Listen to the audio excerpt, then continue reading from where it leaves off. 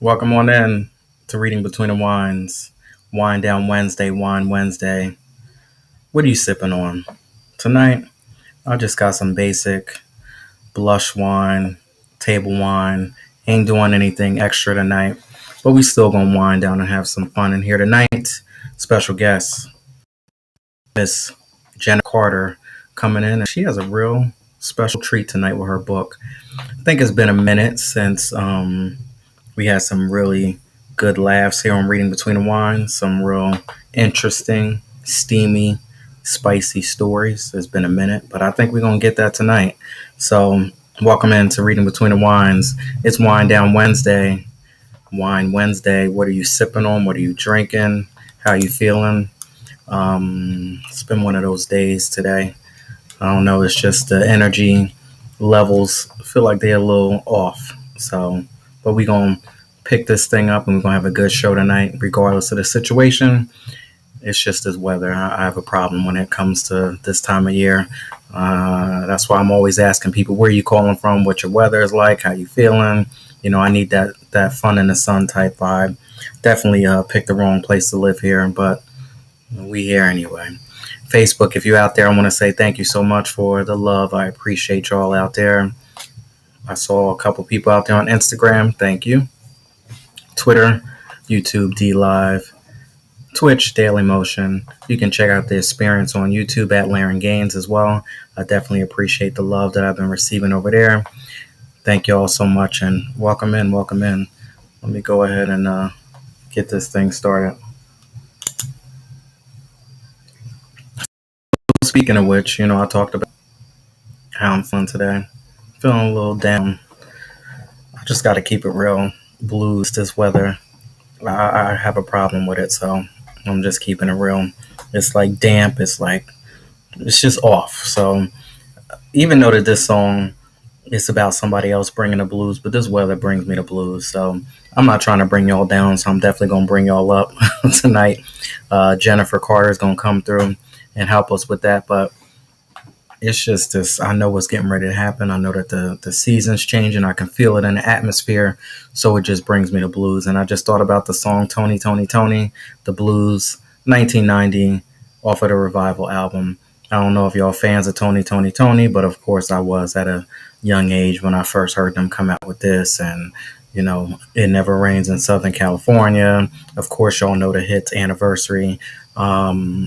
What's your favorite song by Tony, Tony, Tony? What are your favorite memories? If you are an 80s baby like me, you definitely understand and know this group and know where they come from. Let me know how you feeling out there. Speaking of when you want to kick the blues and you want to get past that situation, I can't stay there for too long when I think about the love and support that I receive from each and every one of you out there. My special guest last night, O'Shea, Candles, Miss Raquel. I said it right, Raquel. She definitely had me laughing. So y'all go ahead and check out that replay. There was some laughs, there was some real talk, some real life situations in there. And I definitely have to say thank you so much for my guest for joining all the way from Newark, New Jersey. Definitely holding it down, and I can't wait to be a part of her experience in the future. My friend, Mr. Alex Coquito, all the way from Puerto Rico. Definitely go and check out his page, a part of his show called Midnight Vibes. Definitely love, lots of love coming from over there. And I want to make sure I got this right because she was on a couple weeks ago. But, sometimes the names, they could be a little interesting. Le Barouche Bar and Gifts, all the way from New Orleans. Y'all, please go ahead and support Miss Carnisha. She has the elevated experience. I appreciate you as well for coming through. Simply Unique LLC. Will Serve was out there last night, and I watched the replay, and I've done this like 2 or 3 times in a row. His name is Will Serve, right? But somewhere along the lines, after I get ready to end up moving past his name, I end up calling him Will Smith. This is the second time that I've done that. Of course, we would love for Will Smith to be watching the 411 podcast and Reading Between the Wines, but we'll do it. Will Serve. Thank you so much for coming through. Author P.L. Stewart. He was on Reading Between the Wines as well. Go ahead and check out that replay. That was a good show. The official Ice Tray. Thank you for coming through, recording artists. I appreciate it. Taking time out of your busy day to support the 411 podcast. That's what's up. Author Liz Krause, thank you as well. She was on Reading Between the Wines. Y'all go ahead and watch that replay. And from India, I'll say thank you so much for time and time and time after again for supporting Dr. Sharita Madas. Thank you so much for coming through. And my friend, Miss Shanti Refuge. She has 26 journals. I speak about her time after time after time. Thank you for supporting. And of course, I see you out there, Mr. Joe Calico from Crazy Capital Media. And he says, you're just stopping by before I get to work. Peace, everybody. That's what's up all the way from Brooklyn, New York. Thank you for coming through. I appreciate the love and support that you have. All right. Now, we're getting ready to rewind this thing before I get my special guest on up out of here. And it got real interesting last night when we talked about, am I dating you or am I dating your family? So I shared some experiences. So did Raquel. I'm not going to get into too much of it, but you want to find out, go ahead and watch that replay from last night. But have you ever been in a situation, and I guess after, this question here, I know what I'm not going to put up with and what I'm not going to tolerate. And I guess with this question is, I don't want to date your family. I've been there, done that before. I'm dating you, and that's it. And I don't want all that extra baggage. I'm gonna make sure that I keep my family in check, make sure that they ain't, a burden on you. So I think it needs to be, an even exchange situation here. Because back in the day, I've been in situations where I have dated every man body. Like dating you, you know, this one here, you got aunts, uncles, cousins. This one needs a ride. That one can't do this. That one can't do that. We got to go here. We got to go there. I can't, be who I want to be because of the situation and the people, places, and things that I put myself in. Am I dating you or am I dating your family? Why do they have to, invade on my territory? I don't know. Y'all ever been in a situation where you've been put in a situation and you're like, why? I'll share one little quick story and I'm going to get out because I don't want to get on it too much. I knew that it was a problem when I went on a vacation, and halfway through my vacation, I realized that I'm consumed with nothing but your family. Everything, every time I turn around when I wake up, it's your family.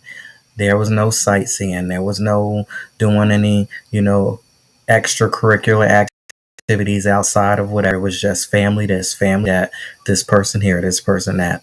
I can't do it anymore. Am I dating you or am I dating your family? Today I refuse to date anybody's family because I can't be putting up with that. And somebody close to me said, when you start to get into a relationship with somebody, of course it takes at least a good 2-3 years before you really start to get into it, because the first time around, the first year or two, that's all smoke. That's all an illusion. Your hormones are, like Missy Elliott says, dropping like a disco. Everything's going crazy. You got that what is it? That hormone that's jumping in, that's giving you almost a high. It's almost like an equivalent to someone being on drugs. So they say that don't make a decision when you first get with somebody within the first 2 years, because you're high off of love. You're going to come off of that high, year 3, year 4. And then most people wake up and realize, what the fuck did I do? What did I get myself into this situation? Why did I even say I do after the first year? So anyway, but after that, you think about joy, right? After you realize you don't need that situation. Let me take a drink here. Probably said too much already, but it is what it is. Welcome into Reading Between the Wines. That's what happens sometimes. So, perfect example of joy. I say, for me, the perfect example of joy is when you realize that you don't need all of that extra stuff. I've seen so many people post so many different things about loving yourself. Of course, that's the ultimate, right? That's the first, point of contact for me, because once you start to love yourself, then you're able to love somebody else. But perfect example of joy is being accepted, being able to accept myself, being able to connect to my higher power, being able to have a second chance. How about that? Um, I think that's my perfect example of joy. So sometimes we look for joy and we look for love and we will look for things in other people. But I realized today that I don't need to look for joy in anybody else. I need to look inward. So I'm just asking y'all a simple question of what is your perfect example of joy? And that's just mine. I don't know. I'm just giving y'all my example. There's so many different things that people use as their example of joy, but I'm just giving you mine. Mine is having a second chance to be able to hit the reset button and be able to do this thing again after going through some of the things that I've gone through and realizing some of the mistakes that I have made. This is life. We all make some mistakes, right? I'm just, keeping it real and giving it to you the way that I know how to do it. Y'all, welcome into Reading Between the Wines. We're getting ready to bring author Jennifer Carter in. Can't wait to speak to her tonight. Hello. How are you doing? Good. How about you? I'm good. I'm good. It's ugh, today. I guess this weather is a little over here. Yeah. So, where are you calling from? From Maryland, near DC. It's been quite rainy and black here as well. Okay, so you understand. At least I'm not by myself.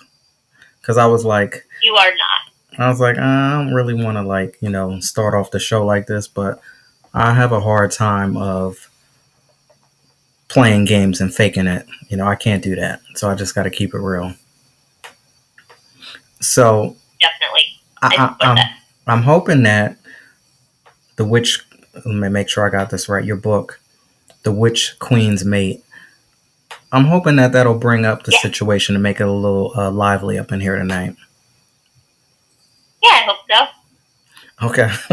So, you're from Maryland. How long have you been there? Mm-hmm. About 4 years now. Okay. Yeah, before that, I'm originally from Colorado. Oh, so you are familiar with some different type of weather, huh? Oh, yes. I remember. We like to say that Colorado has emotional weather, that you can get all 4 seasons in a day. I think my favorite story is one time back in college, I left my dorm and someone jogged by me in shorts and a sports bra, and I came home that night in a winter coat in a blizzard. Is it because of the different, up in the mountains, the higher you go up, that the weather changes, or it's just in general, just crazy like that? A bit of both.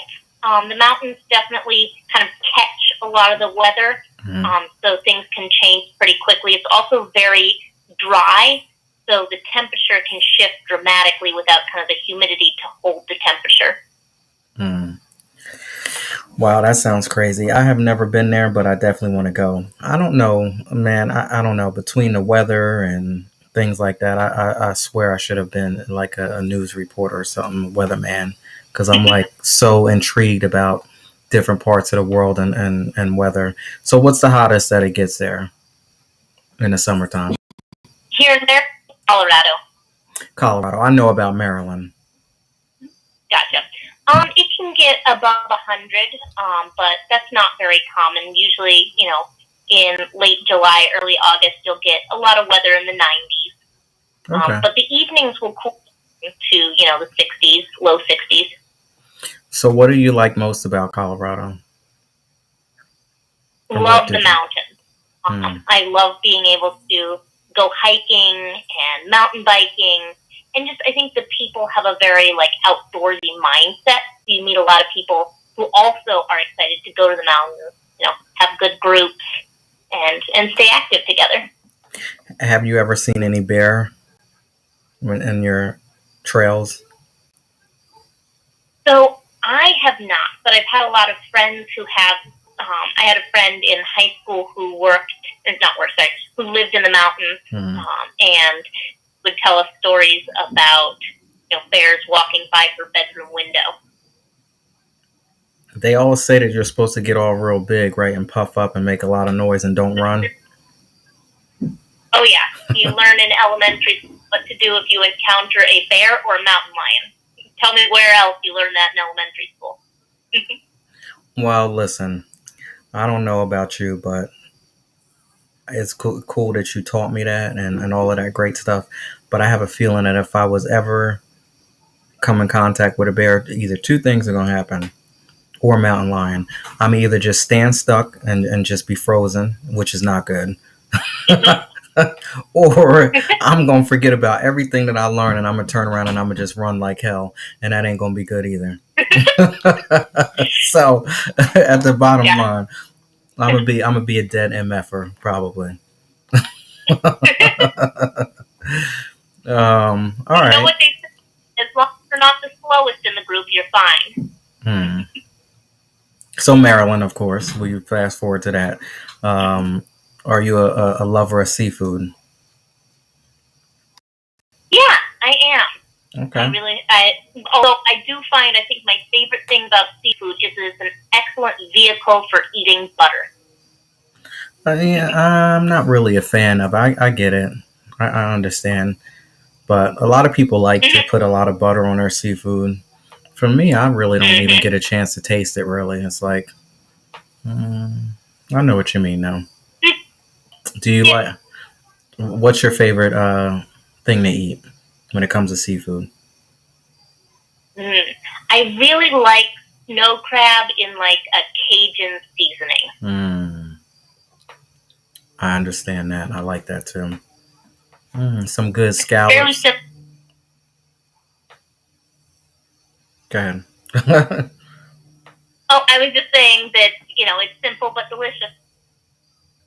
Yeah, who doesn't? Well, I know there's a lot of people. I was gonna say who doesn't love snow crabs, but there's a lot of people. There's some people that don't do the seafood thing. I get it. It is what it is. That's just, Yeah, that's everybody's preference. But all right, author Jennifer Carter, calling from Maryland. You have a book, The Witch's Queen's Mate. So before we get into it, I want to ask you just a simple couple questions. How long have you been writing? yeah. So this is my first published novel so far. I'm excited to work on more. I worked on The Witch Queen's Mate for about 2 years, and looking like I'm probably going to spend a similar amount of time on my next one. But as far as like how long I've been writing, I've been writing with the idea of publication for about 7 years, Hmm. but I didn't really find my groove until this book. What inspired you to write this? So The Witch Queen's Mate, is specifically an action fantasy lesbian romance. And one of the things that I really noticed was, as I was, I'm a big fan of reading and watching sci-fi and fantasy stories. And I spent a lot of time thinking, why couldn't this story have powerful women in it instead of always having these strong male characters and maybe a female character to fall in love with the male character? And so I decided I wanted to write about powerful women going on epic adventures and falling in love with each other. Mm. Didn't want to deal with the males, huh? Had to have the females in there. Okay, that's all right. That's fine. Now, And I think it's important to me to have a positive male figure in all of my books. So, like, in The Witch Queen's Mate, Daralan is this really important source of wisdom. And he is, throughout the book, very important to the plot and to one of the characters. And so making sure that, men are not absent from the story, and they're not the villains either. okay, all right. So let's get into it because I'm already intrigued. I like the name first of all, the first name that you threw out there. So give us a quick synopsis of the story. Where are we at? Yeah. So, like I said, it's an action fantasy lesbian romance, Hmm. and the plot centers around Bada, who is the new queen of the Neomertes, and Sylvie, who's a spectered veterinarian, and they've both been captured by slavers. So the two are forced together despite the fact that the Neomertes and the Spectards are sworn enemies. These are the two different cultures. Mm-hmm. So they're pushed together when Bada's ritual to become queen gives Sylvie the powers of the queen's mate, which includes superhuman strength and speed to protect Bada specifically. So throughout the novel, they have to overcome their ingrained hatred of each other's cultures and each other in order to save both their peoples from slavery. Well, that's an interesting thing. I like that, coming together for one common goal. You know, that teaches a big story there, because sometimes you don't like the people that you have to work with, on whatever situation it might be. It could be even your next door neighbor or whoever. You may not necessarily be, best friends with them, but if we want to make this thing work, we're going to realize that we have to come together and push everything aside, right? For one common goal. Absolutely. So I like that. That definitely teaches a lesson. Okay, so let's get into the characters. So let's get into some of their names. Yeah, so for the two women, we have Bada. As I said, she's in this Neomertes group, which you can kind of think of them as being somewhere between like Celts and like elves, Mm-hmm. where they are much more free spirited. They worship the Lord and the Lady and the elements, and are very much hunters and gatherers. And her character, she's fairly rash and independent until she becomes queen. And all of a sudden she feels very overwhelmed because, the personality traits that have carried her so far, she doesn't think are the traits of a good queen. And so she's trying to figure out, how do I pretend like I have any clue what to do? That's interesting. How do I pretend it? Okay. And who else do we have? And then we have Sylvie, and she's from the other group, the Speckards. And you might think of them as being kind of like Vikings or like dwarves, where they are very hardy, they're very into their clan and their family. They believe, they've got more of an agricultural background. And so Sylvie... And are they fighters? Like the Vikings? Yeah. Yeah, very much the fighters. And kind of if we have an external enemy, we will fight them together. But when we don't have an external enemy, we'll fight each other too. Oh, no. That's interesting. Exactly. How many people got family members out there that listen? If somebody messes with you, we're going to go in and there's going to be a situation, there's going to be a real problem. But if we got a lot of time on our hands and we just sitting here going back and forth and we drinking and we having a good time, next thing you know, we're going to be fighting each other. Interesting. What else we have? Yeah, so other important characters I mentioned, Daralan. He is... I like that name. He's very much kind of the rock of the story, at least for Bada. So he's the one who can kind of step in and say, this is a problem for another day. Or, is it so bad to do something that is tedious and unnecessary but gives us something to do? So kind of keeping her grounded. Okay. And then there's another Neomertes that we have is Terenesa. And she's kind of plays a similar role to Daralan, but instead of kind of having this very slow and steady, we'll get through this together, she has much more of the heart of the story. That she kind of has let me share my story with you of personal strife so that you can see that you're not alone. Oh, I like that. Definitely do like that. All right. So, you want to set us up or for a scene here that you're going to read? Yes, absolutely.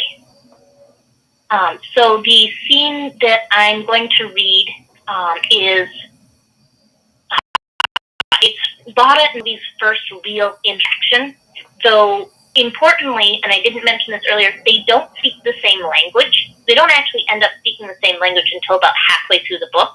So they have to figure out how to fall in love without being able to speak to each other. Well, that's pretty. I think that's pretty easy. I mean, I'm going. There's plenty of people that I have seen, right, that don't speak my language, and I'm sure that if I had any interactions with them, I would have no problem telling them what I feel. So I think that's very easy. I like that. I like that a lot. Go ahead. Right? So this takes place shortly after the ritual that makes Sylvie Bada's mate. Alright. A shiver shot from the base of Sylvie's spine to the base of her neck, making the hair there stand on end. She was headed towards the witch before she even realized she'd risen to her feet. The witch was holding a sharp rock to her wrist. She planned to injure herself. Sylvie was sure of it, and there was no way she could allow that to happen. Sylvie reached the witch with unnatural speed, and for a moment wondered if she was going to hurt the woman in her desperation to prevent the potential violence against her. After such speed, the delicacy with which she took the rock from between the witch's fingers seemed to surprise even the witch herself. She tossed the rock aside and turned a hard, hateful glare on the woman whose curse was apparently still not over. The witch gave Sylvie a placating smile and indicated for her to sit. Sylvie only shook her head and bared her teeth at the vile woman. If she didn't think the witch would simply find another way to threaten her own health and safety, Sylvie would be marching away and back to her people. In the meantime, she would refuse this savage anything and everything she could. The witch sighed and held out a bowl of brown and green muck, probably food by Sylvie's estimation. Only the gods knew what kind of uncivilized sludge those people put in their mouths. Sylvie shook her head. When Sylvie's rejection finally sank to the witch's brain, she nodded as if at a child. Clearly, Sylvie simply didn't understand. The witch scrambled to her feet, retrieved a new sharp rock, and returned to stand before Sylvie. She placed the sharp edge against her arm again and gave a frustrated hurrah when Sylvie's hand closed around her wrist instinctively, preventing her from applying any pressure. She spoke calmly at first to Sylvie and then repeated the phrase, frustration lining each word. Yeah? Well, I'd like to let you. How's that? Sylvie said. She was done with this woman and would be plenty pleased if the woman could simply damage herself and let everyone move on. What? You just going to keep me here stopping you until I do what you want? No chance. The frustration on the witch's face drained away as an idea occurred to her. In a single smooth motion, the witch placed the rock in her other hand and sliced out across the arm holding her own. Ow! Damn you! Sylvie yelled, pulling her now bleeding arm away to cup it next to her body. A long, dirty gash ran from her wrist halfway up her lower arm and was bleeding profusely. What the? She looked up from her arm to her attacker only to find that the witch was reaching for her damaged arm, her fingers smeared with brown muck. Sylvie tried to pull away, but again found her reaction too slow. The witch had spread a good helping of the muck across Sylvie's arm before she was able to push the woman's hands away. Her arm was buzzing and tingling with a not unpleasant warmth. The certainty, though, that this woman had once again violated her with her magic drove Sylvie to near desperation. Sylvie's hand immediately went to her arm, attempting to banish the slimy material and inspect the wound. But there was no wound. The gash and the stinging pain that had been there only a second before were both gone. Sylvie stared from her arm to the witch, who was looking at her expectantly. The woman gave a conciliatory smile and held out the bowl again with one hand and pointed over Sylvie's shoulder with her other hand. Sylvie didn't have to look over her shoulder to understand.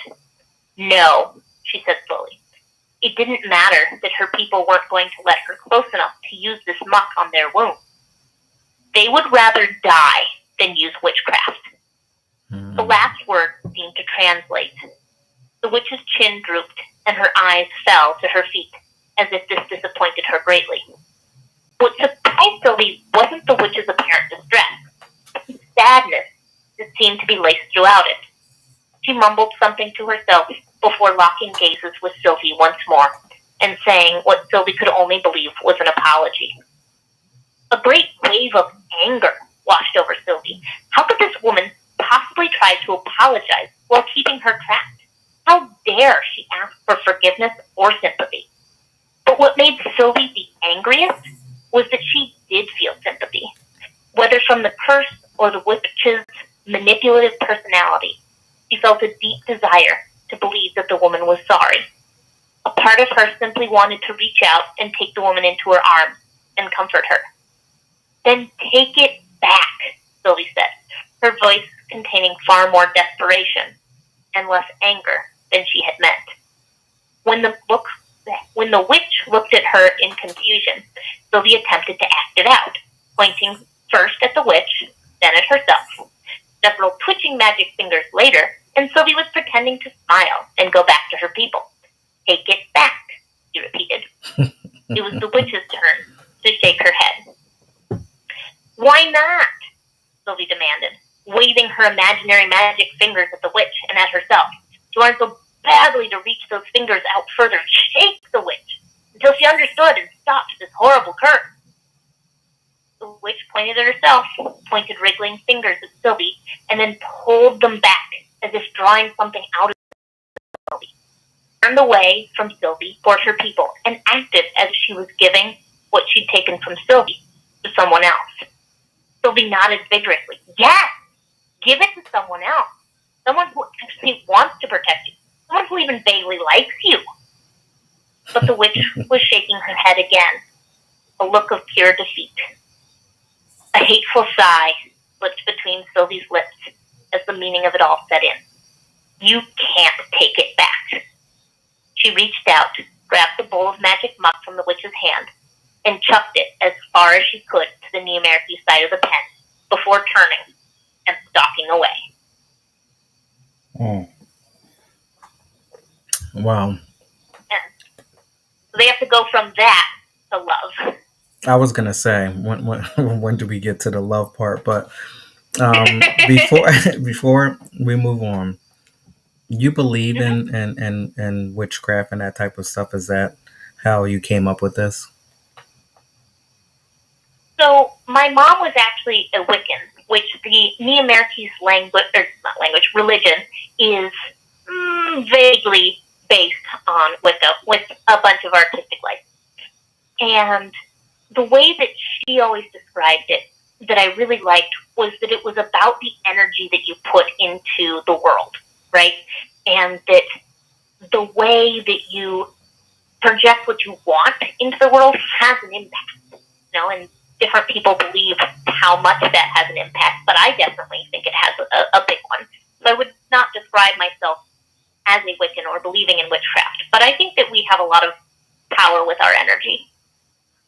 Yeah, I mean, we all are energy, so right? Yeah, I believe that different religions and different walks of life put it that way.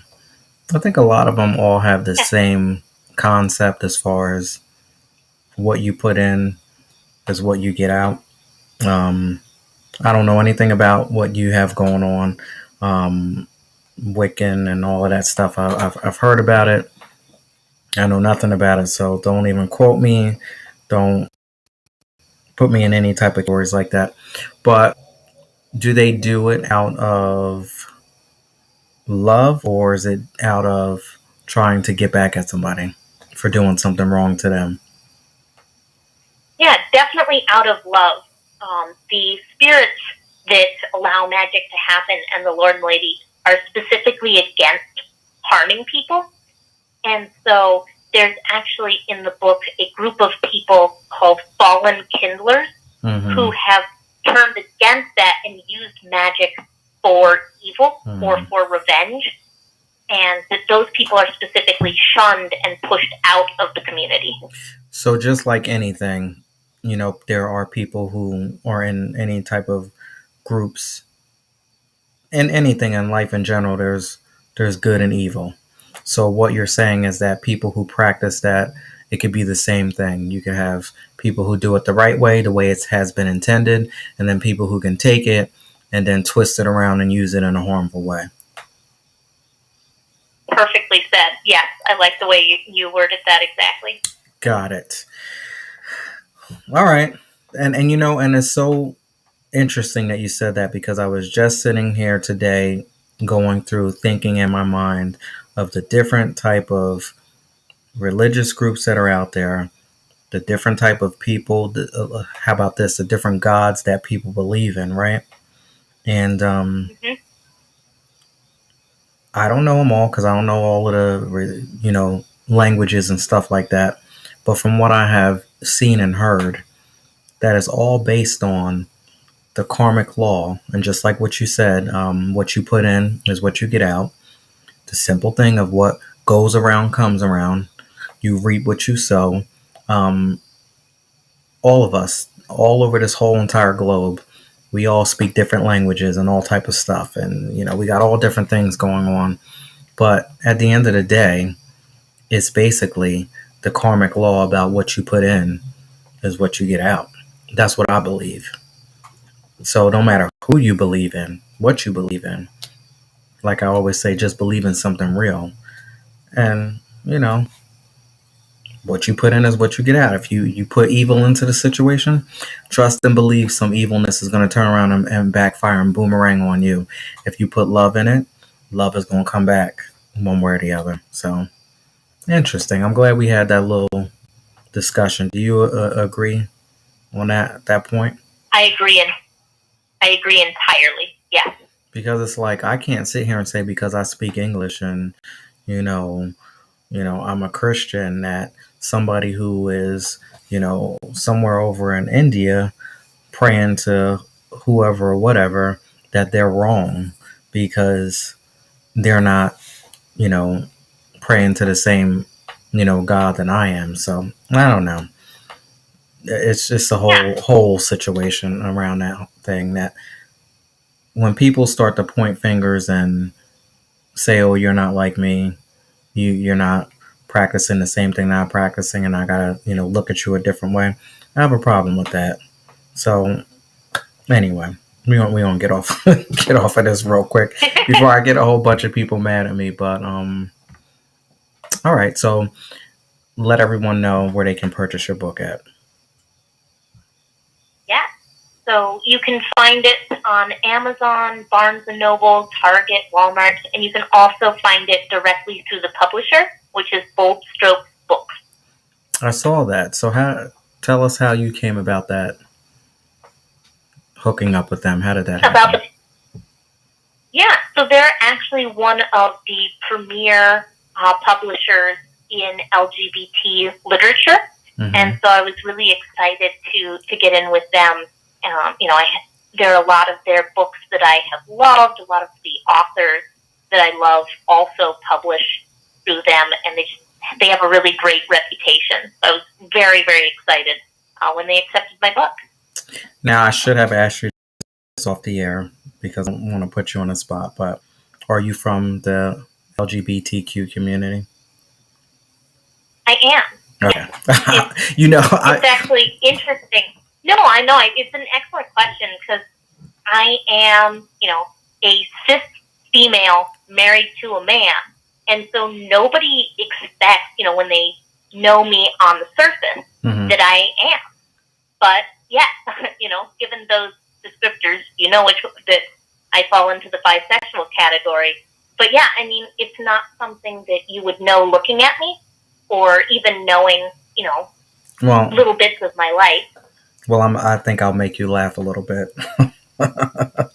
I mean, prior to 2020, if anybody had asked me if I was gay,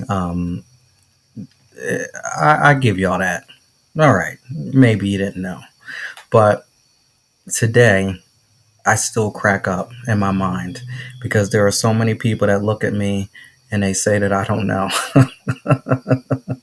So I just laugh at it because I'm like, all right, so I get it, but still to this day, so many people are like, I didn't know. I'm like, all right, let me ask you a question. Did you know? Did you know? It took me a long time to know. I I actually, don't get in it. high school, Hmm. yeah, no, in high school, I decided, and I look back at this and I'm like, that was a lot to realize. I decided that in a non heteronormative world, I Hmm. would be bisexual, right? If everyone around me wasn't straight and it was more of something that I, saw as normal, that's what I would be. And really, honestly, it took until I had, a serious partner who was, hey, that's great, for me to actually kind of embrace and be like, oh, no, I totally am bi. Hmm. Okay. But yeah, no, that happened when I was probably, I don't know, 22. Hmm. All right. Well, thank you so much for sharing your story. This book sounds very interesting. The characters, what are the two main characters again? Go ahead and let us know their names. Bada and Sylvie. I love that name, Bada. Am I saying it right? Bada? You are. Bada. I like that name. The Witch Queens, the Witch Queen's mates. And one more time before we move on, let them know where they can purchase your book at again. You can get it on Amazon, Barnes& and Noble, Target, Walmart, all the online stores. And you can also get it directly from the publisher at boldstrokesbooks.com. So, was it sold in any of the stores? I Like when you haven't seen it in stores anywhere yet. I've only seen it online. smiling back, what's But, going on? once I get enough sales. Can you imagine like walking through the store and seeing your book there? What do you think your reaction would be the first time that happens? Dream come true. Definitely huge thought. I would be taking pictures of it and sending it to all my friends. That must be an amazing experience. It's like almost like a recording artist when they hear their song playing on a radio for the first time. Yeah. They like lose it. So Right. author Jennifer Carter, y'all please go ahead and support. This is a great story. Um, and it's a, am I saying it right? It's a lesbian romance. Yes, and specifically an action fantasy lesbian romance. There you go. Now, I didn't get any little smuttiness in it. That's not part of it. We don't get that. Oh, there is. Okay. I just didn't read that part. But no, you get some smuttiness. Because I just want to let you know the people who watch this, secretly they like it. They try to act like they don't, but they like it. We've had some interesting guests on here that say some interesting things, and trust and believe that they like it. Oh yeah. Oh yeah. And I forgot to ask you, what are you? Are you sipping on anything? Did you have a little drink before? No. Yeah. So I actually have a baby, so right now I'm drinking some ginger beer, but I am a big fan of a good Malbec. Ooh, really? Yeah, sounds like you're not a fan of a Malbec. I mean, here's my secret to things like that. I'll start off with something light. I'll start off with the white wines.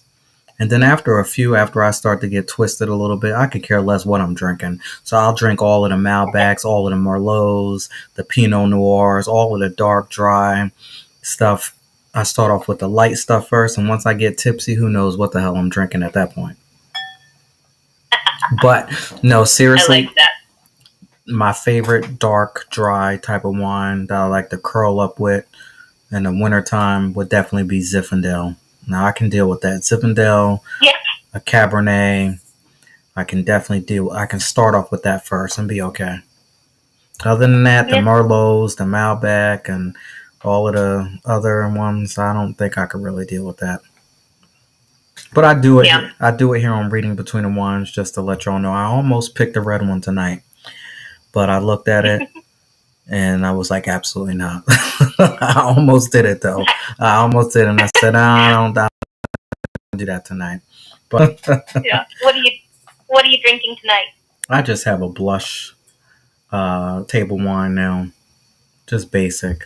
Very nice. And then I do have some Pinot Grigio if I had got through this glass, but I didn't. So we're just going to stick with this tonight. Um, so what's going on, Miss Bethany Trent? How are you doing? All the way from California. Thank you so much for joining. Thank you to everybody. I see my cousin out there. I appreciate you. Thank you for joining in tonight. All right, so now we're getting ready to get into burning questions. This is a segment of the show where I flip it and put my guests in the hot seat. And we're going to do a little smooth and mellow. We ain't going to do too much tonight. We're going to stay on a positive note. Last night we caused some drama. Tonight we're going to return to some normalcy. Focus on being the best version of you. A lot of people have said that before. I've heard it so many times. I'm focusing on being the best version of myself. So when you hear focus on being the best version of you, what does that mean to you when you hear that term? Well, I've punched every mirror that I come across, so I'd say I'm crushing as far as being the best version of myself. No, but seriously, I think being the best version of yourself means recognizing that there are things that you are better at than some people, and there are people who are better at, most things than you. But it's not really a competition, though I will say I'm a very competitive person. So this is something I have to work on. Mm-hmm. But I think people are happier when they compete with themselves than when they compete with others. Yeah. Like, you know your own backstory, right? Mm-hmm. And like your own strengths and weaknesses. So I don't know. I would say I'm not necessarily great at that. But I like to think I'm working on being the best version of myself as a way to be a little less competitive. I think that is so well said. I couldn't have said it any better. Like when they say focus on being the best version of yourself, that's basically you. That's focusing on being the best version of you, not anybody else. It's okay to look at other people as a guideline. You most certainly can do that, but then, you figure it out on your own. One of the best mentors that told me, they said, Laren, listen, I'm teaching you this today, but that doesn't mean that you have to be like me, because when you teach somebody else, guess what? You don't want them to be like you, because how boring would it be if everybody that worked underneath you was just like you? And I thought about it and I said, you're right. Although I wanted people in the beginning to be just like me. I trust and believe I wanted you to do it exactly the way that I wanted you to do it, or else there would be a problem. Until when you try to date somebody, trust and believe I tried to date myself before, and I found somebody that was just too much like me. And I said, oh, excuse my language. Oh, fuck this. This is not cool at all. I don't want this at all. So back to focusing on being the best version of yourself. When you realize that there might be somebody that might be trying to do everything that you're doing, trying to be like you, or you bumped across somebody that's too much like you and you don't like it because that's just too familiar, that pushes you into the direction of where you need to focus on being the best version of you. Stop focusing on other people. Don't try to make somebody be like you. Focus on being yourself and the best version of yourself.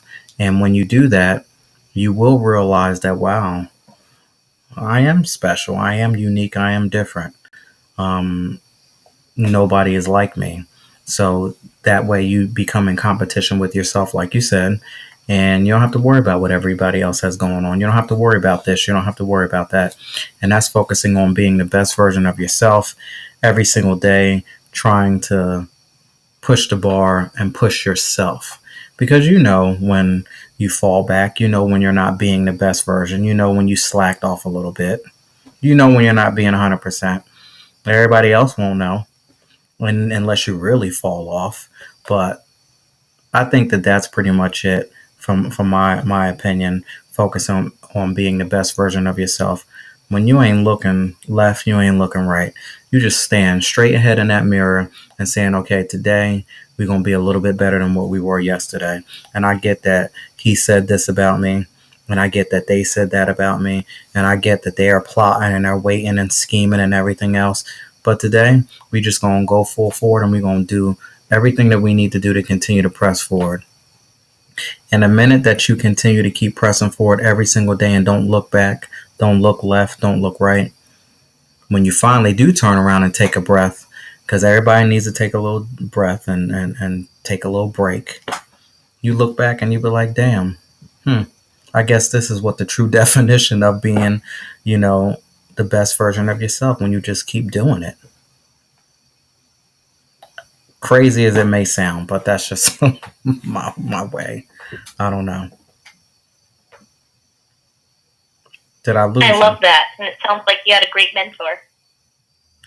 I do. I miss her so much. I'm not going to say her name, but when I tell you that this woman has helped me so much, and she was the first person to believe in me in the retail sector, because I did retail for so many years.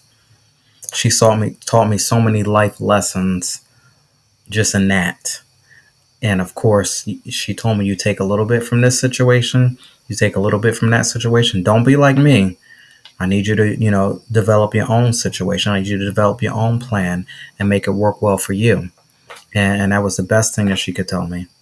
And that was the first part of me trying to become the best version of myself.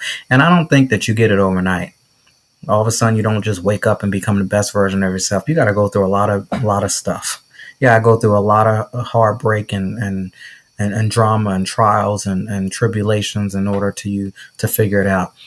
And I am by no means sitting here trying to act like I got it 100%, because trust and believe, today, before I even came out here, I was sitting here going back and forth in my mind like, all right, what's what?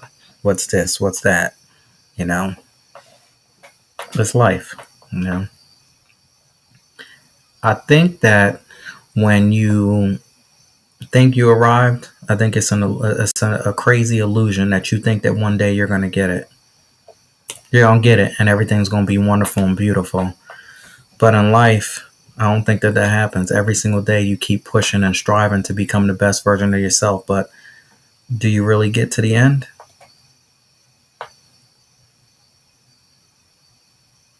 Yeah, I don't think so, because even if you became this pinnacle, that would imply that there was nothing more. Yeah. What fun would that be? And I think if you dig a little bit deeper, that would imply that you're the ultimate. And in my world, I know who the ultimate is, and I think that's a big no-no when you think that you are the ultimate.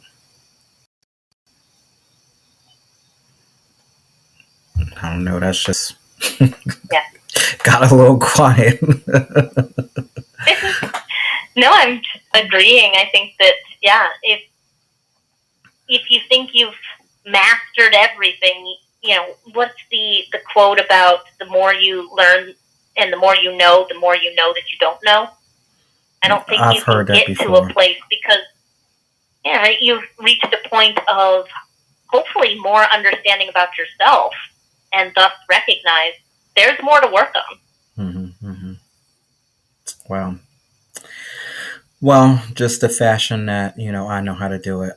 I promise y'all that I don't know any other way to give it to you.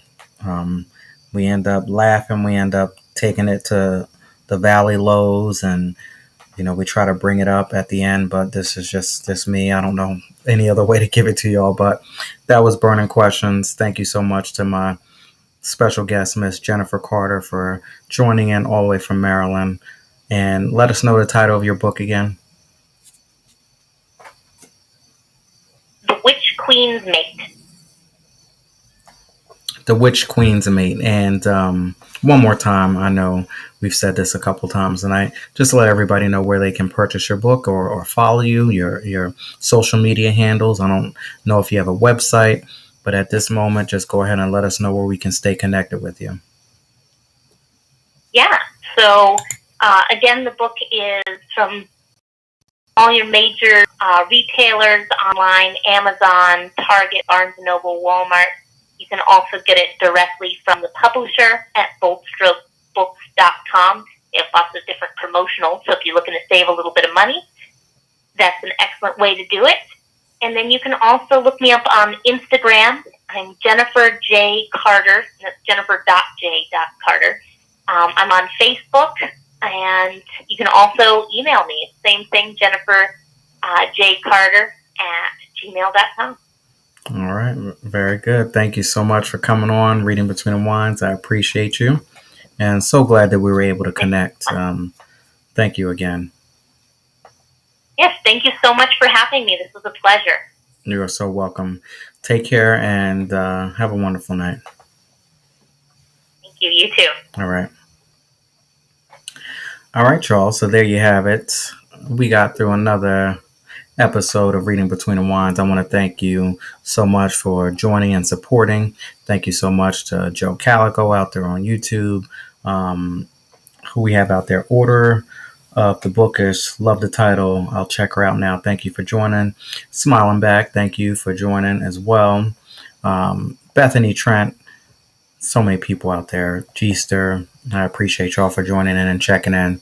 If you like to support Reading Between the Wines and a 411 podcast, please go ahead and click that link above all of my social media platforms, and you can go inside of Volume 1.5 Deliberation Remix Journal, a 30-day transformational journey towards a healthier mindset. That is my book that I have published to help me get in a better mindset from something that I wasn't back in the day. So the conversations that we had tonight, towards the end, the burning questions. Of course, this is aftermath of me on my journey of pushing myself to become the best version of myself. So I'm just giving you a little bit about my past, telling you a little bit about where I'm at here right now, my future, and my present, current world right now. And then I'm also writing my destiny. And I also leave it open for you to write yours as well, because this is a remix journal. This is a journal for you to jot down your thoughts and your dreams and everything else that you want to speak into your world. And one thing that I forgot and I want to continue to keep pressing on and tell you all about is, remember, we all live in our own world. Whatever you got going on in your world is what you have going on. And I can't put my opinion, speak on it, because that's what you have going on in your situation. Just like whatever I got going on in here, my world, 411 podcast, Reading Between the Wines, all of that other stuff. I don't expect anybody to be able to speak anything about what I got going on in my own world, because he has given me a vision that can't anybody else see except for me. So I block all of that negative energy out. I block all of that stuff out. Whatever you got to say, whatever you feel, whatever you want to do, that ain't got nothing to do with me, because that is all outside of what I got going on here. So remember, live in your own world and don't ever let anybody tell you who you are. At the end of the day, I tell you who I am. You don't get the opportunity to turn around and tell me who I am. I've wasted too many times and too many years listening to what somebody else thought that I was going to be. And at the end of the day, this remix journal here tells a different story. So y'all go ahead and check it out. And on that note, I want to thank my very special guest, Miss Jennifer, for joining tonight and sharing her story as well. Thank you all so much for joining. I'll see y'all tomorrow, 10 p.m. Eastern Standard Time, the 411 podcast. Thank y'all for joining in. I appreciate y'all. Have a good night.